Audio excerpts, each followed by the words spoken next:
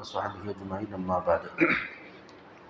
അപ്പോൾ നമ്മൾ ഇന്നലെ മിനിയാന്നും പറഞ്ഞ ഹദീസ് ജീവിതത്തിൽ മനുഷ്യൻ അനുഭവിക്കുന്ന പ്രയാസങ്ങൾ, ബുദ്ധിമുട്ടുകൾ, അല്ലെങ്കിൽ പ്രവാസികളായ ആളുകൾ ആ പ്രവാസത്തിൻ്റെ പ്രയാസങ്ങൾ അനുഭവിക്കുമ്പോൾ ജീവിതത്തിൽ നിന്ന് രണ്ടറ്റം കൂട്ടിമുട്ടിക്കാൻ, അല്ലെങ്കിൽ ജീവിത മാർഗങ്ങൾക്ക് വേണ്ടി തൊഴിൽ മേഖലകളിൽ അല്ലെങ്കിൽ ബിസിനസ് രംഗത്തൊക്കെ മനുഷ്യൻ അനുഭവിക്കുന്ന പ്രയാസങ്ങൾക്ക് അള്ളാഹു നൽകുന്ന പ്രതിഫലത്തെക്കുറിച്ചുള്ള ഹദീസാണ്.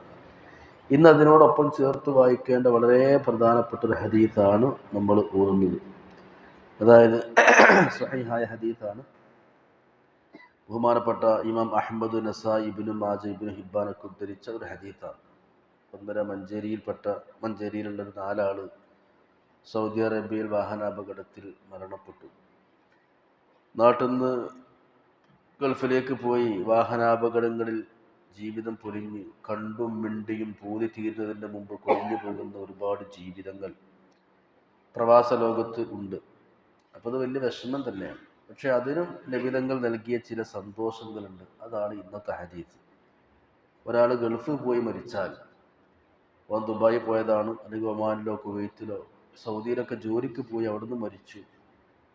സ്വാഭാവികമായിട്ടും 2, 3, 4 ആൾക്കാരൊക്കെ വണ്ടി അപകടത്തിൽ മരിച്ച് എല്ലാവരും മയ്യത്ത് നാട്ടിലേക്ക് കൊണ്ടുവരിക എന്ന് പറഞ്ഞാൽ ലീഗലി ചില പ്രയാസങ്ങളും ബുദ്ധിമുട്ടുകളൊക്കെ ഉണ്ടാകും. അപ്പോൾ അവിടെ തന്നെ ഖബറടക്കം ചെയ്യപ്പെടും. അപ്പോൾ കുടുംബക്കാർക്കൊക്കെ വലിയൊരു തീരാ നോവായി, വലിയ വിഷമമായതുണ്ടാവും. പക്ഷെ അവിടെ ഉണ്ടല്ലോ മരിച്ചെടുക്കുന്നത്, മയ്യത്ത് വന്നില്ലല്ലോ.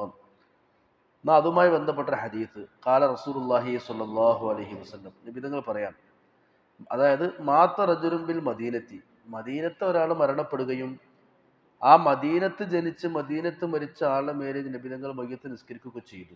എന്നിട്ട് നബിതങ്ങൾ പറഞ്ഞു, യാ ലൈതഹു മാത ബി ഗൈരി മൗലിദിഹി. അപ്പോൾ നമ്മൾ ഈ മയ്യത്ത് നിസ്കാരമൊക്കെ നിസ്കരിച്ചു, പക്ഷേ സ്വഹാബത്തെ ഇവൻ ഇവിടെ മരിക്കാതെ വേറെ ഏതെങ്കിലും നാട്ടിൽ പോയി മരിച്ചൊക്കെയാണെങ്കിൽ എത്ര നന്നായിരുന്നു. നബിതങ്ങളെ മദീനത്ത് ഒരു മരിപ്പ് നടന്നു, ഒരു മരണം ഉണ്ടായി. ആ മയ്യത്ത് നിസ്കാരം കഴിഞ്ഞ് മറവ് ചെയ്തു. അപ്പോൾ നബിതങ്ങൾ പറയാണ്, ആ മനുഷ്യ ഇപ്പം നമ്മുടെ നാട്ടിൽ തന്നെ മരിച്ചു, നമ്മുടെ നാട്ടിൽ തന്നെ മറവേതു, വേറെ ഏതെങ്കിലും നാട്ടിൽ പോയി മരിച്ചൊക്കെയാണെങ്കിൽ എത്ര ഹൈറ ഇനി അവനക്ക് എന്ന് നബിതങ്ങൾ പറഞ്ഞു. ഉദാഹരണം, നമ്മളെ ഈ പേട്ട പള്ളിയിൽ ഒരാൾ മരിച്ചു, ഈ മഹലിൽ ഒരാൾ മരിച്ചു, അയാളെ മയ്യത്ത് നിസ്കാരം ഇവിടെ പള്ളിയിൽ നടന്ന് നമ്മളെ ഈ പേട്ട ഖബർസ്ഥാനിൽ തന്നെ അയാളെ മറവ് ചെയ്യുകയും ചെയ്തു. എന്നിട്ട് ഇവിടുന്ന് പറയാണ്, അപ്പം പേട്ടയിലല്ലാതെ വേറെ ഏതെങ്കിലും രാജ്യത്ത് പോയി മരിച്ചില്ലെങ്കിൽ എത്ര നന്നായിരുന്നു. ഇതേ ശൈലി. അപ്പം സ്വഹാബത്ത് ചോദിച്ചു, ഖാലു വലിമ ദാലിക യാ റസൂലല്ലാഹ്, അതെന്താണ് അള്ളാഹുവിൻ്റെ തിരുദൂതർ അങ്ങനെ പറയാൻ കാരണം? അപ്പോൾ നബിതങ്ങൾ പറഞ്ഞു, എന്നാ സ്വഹാബത്തെ, വിദേശത്ത് പോയി മരിക്കണേന് പുണ്യമുണ്ട്, മഹത്വമുണ്ട്, പ്രതിഫലമുണ്ട്, കൂലിണ്ട്.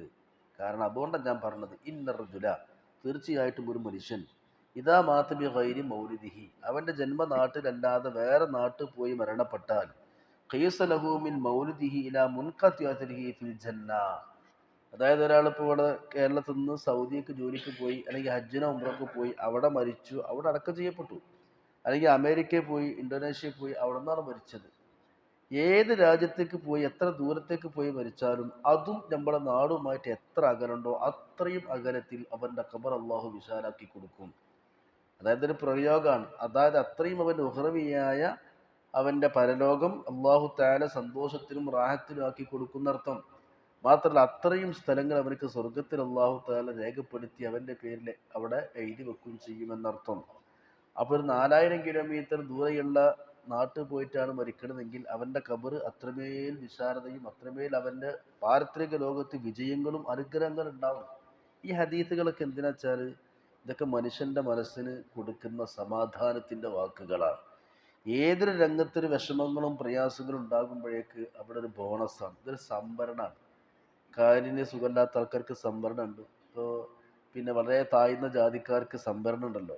പെണ്ണുങ്ങളായിരിക്കണം മത്സരിക്കേണ്ടത്. ഇത് പെണ്ണായി എന്നല്ലാണ്, വേറൊരു യോഗ്യതയില്ല. അപ്പോൾ അവരങ്ങനെ ഉയർത്തിക്കൊണ്ടുവരികയാണ്. പുരുഷന്മാരെ പോലെ മികവും കഴിവും ശാരീരിക ബലവും ഇല്ലാത്ത നമ്മൾ താഴേക്കടയിൽ നിൽക്കരുത്. നമ്മൾ മുഖ്യധാരയിലേക്ക്, മെയിൻ സ്ട്രീമിലേക്ക് വരണം എന്നതിൻ്റെ ലക്ഷ്യമാണല്ലോ. അതുകൊണ്ട് അതുപോലെ താഴ്ന്ന ജാതിക്കാർ അവർ വാർഡ് മെമ്പറാണ്, അവർ ചെയർമാനാണ്, അവർ പ്രസിഡന്റ് ആകുന്ന സംവരണം എന്തിനാണ്? അവർ അനുഭവിക്കുന്ന നമ്മുടെ നാട്ടിലെ സ്വാഭാവികമായ ഓരോ രീതികളുണ്ട്, അതിൽ അവർ താഴ്ന്ന രൂപത്തിലാണ് അവരെ ഉയർത്തിക്കൊണ്ടുവരികയാണ്. അതുപോലെ ചിലപ്പോൾ കാലില്ലാത്ത ആൾക്കാർക്ക് സംവരണം ഉണ്ടാവും, ജോലി കൊടുക്കും. കണ്ണില്ലാത്ത ആൾക്കാർക്ക് ഉണ്ടാവും.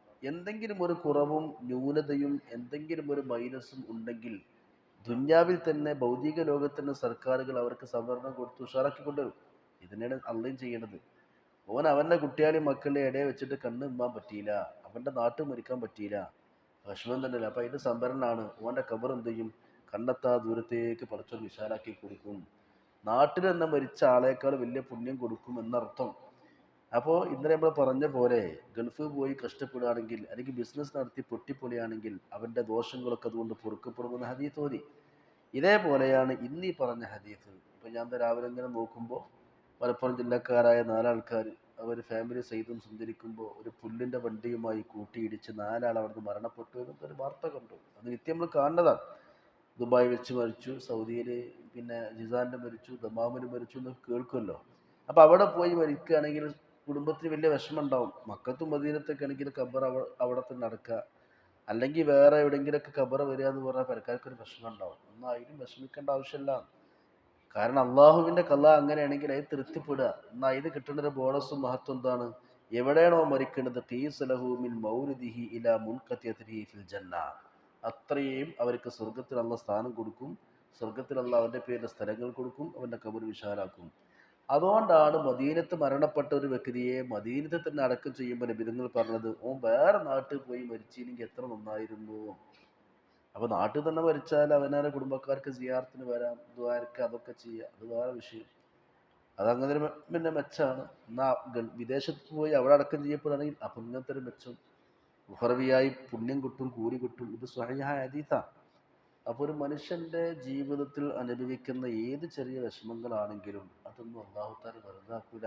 അതുകൊണ്ട് അള്ളാഹ് റഹ്മാനായത്, അള്ളാഹു റഹീമായത്, അതിനൊക്കെ വലിയ പുണ്യങ്ങളും കൂലികളൊക്കെ അള്ളാഹു നൽകും. അപ്പോൾ ഒരു മുഅ്മിനായ മനുഷ്യൻ ചെയ്യേണ്ടത് എപ്പോഴും ബി ഹാപ്പി, ഓൾവേസ് ഹാപ്പി ആയിട്ട് നടക്കുക.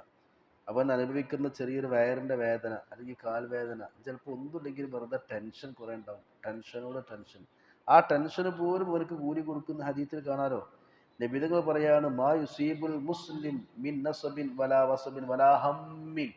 ഒരു ടെൻഷൻ ഉള്ളിലേക്ക് കയറിയാൽ, വലാ ഹുസ്നിൻ ഒരു സങ്കടം കയറിയാൽ, വലാ അദൻ വലാ അമ്മ ടെൻഷൻ, പ്രയാസം, ആൻസൈറ്റി, സ്ട്രെസ് അല്ലെങ്കിൽ ഡിപ്രഷൻ. ഒരു വ്യക്തിക്ക് ഡിപ്രഷൻ വന്നാൽ ടെൻഷൻ തന്നെ. ഈ ടെൻഷൻ കാരണമെങ്കിൽ പോലും നബിതങ്ങൾ പറയാണ് ഇല്ലാ കഫർ അല്ലാഹു ബിഹാ മിൻ ഖതായാഹു, അവൻ്റെ ദോഷങ്ങളൊക്കെ ആ ടെൻഷൻ കാരണം ഇങ്ങനെ കൊഴിഞ്ഞു പോകും. നമുക്ക് ഭയങ്കര ടെൻഷൻ ഉണ്ട്, എന്നാൽ നമ്മൾ ചെയ്ത തെറ്റുകളൊക്കെ കൊഴിഞ്ഞു പോകും. അപ്പം ലാഭമല്ലേ? ടെൻഷനും ലാഭമാണ്. ഒരു ടെൻഷൻ അനുഭവിച്ചാൽ പോലും മനസ്സിന് ബുദ്ധിമുട്ട് വന്ന്, വ്യസനം വന്ന്, സങ്കടം വന്ന്, പ്രയാസം വന്ന്, അതിന് പോലും നമുക്ക് അള്ള നൽകുന്ന പുണ്യം എന്താ? ദോഷങ്ങൾ കൊഴിഞ്ഞു പോകും.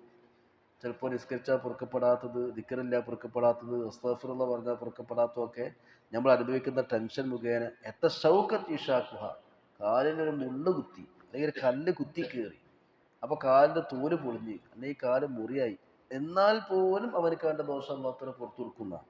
അപ്പോൾ വിശ്വാസി നേരിടുന്ന ചെറിയ പ്രയാസങ്ങൾക്ക് പോലും അള്ളാഹു തആല നൽകുന്ന മഹത്വങ്ങൾ എത്രയാണ്. വിദേശത്ത് മരിച്ചാൽ പോലും അതിന് അള്ളാഹു നൽകുന്ന മഹത്വം എത്രയാണ്. അപ്പം നമ്മൾ ഒരിക്കലും എന്താ ഇപ്പം ഇങ്ങനെ ആയത് എന്ന് നഷ്ടത്തിൻ്റെ അക്കൗണ്ട് അല്ല തുറക്കേണ്ടത്. നഷ്ടമല്ല എന്നർത്ഥം. വിശ്വാസിക്ക് നഷ്ടങ്ങളല്ല ഉള്ളത്, എല്ലാം ലാഭങ്ങളാണ്. പ്രത്യക്ഷത്തിൽ പ്രഥമ ദൃഷ്ട്യ നമ്മൾ നോക്കുമ്പോൾ നമുക്കതിൽ പ്രയാസവും ബുദ്ധിമുട്ടൊക്കെ ആയി തോന്നുമെങ്കിലും ഈമാൻ്റെ കാഴ്ചയിൽ കണ്ണാടിയിലൂടെ നോക്കണം. നമ്മളെ കാഴ്ചകളല്ല മാറ്റേണ്ടത്, കാഴ്ചപ്പാടുകളാണ്. കാഴ്ചകളിലൂടെ നോക്കാതെ കാഴ്ചപ്പാടുകളിലൂടെ നോക്കണം. അപ്പോൾ ഇസ്ലാമിക പേഴ്സ്പെക്റ്റീവിലൂടെ ഒരു ഇസ്ലാമിക് പിന്നെ സ്പിരിച്വൽ മെൻറ്റാലിറ്റിയോട് കൂടെ ഈ സ്പിരിച്വൽ കമ്മ്യൂണിറ്റി നോക്കേണ്ടത് എങ്ങനെയാണ്? ഒക്കെ എത്തിക്കലി മോറലി ഈ പോയിന്റിലൂടെ നോക്കുമ്പോൾ എല്ലാം ഹൈറാണ്. അല്ലാഹു തആല നമുക്ക് മനസ്സിലാക്കാനും പ്രവർത്തിക്കാനും നാഫിയായ ഇൽമ് നൽകി അനുഗ്രഹിക്കുമാറാവട്ടെ. ആമീൻ യാ റബ്ബൽ ആലമീൻ. അസ്സലാമു അലൈക്കും വറഹ്മത്തുള്ളാഹി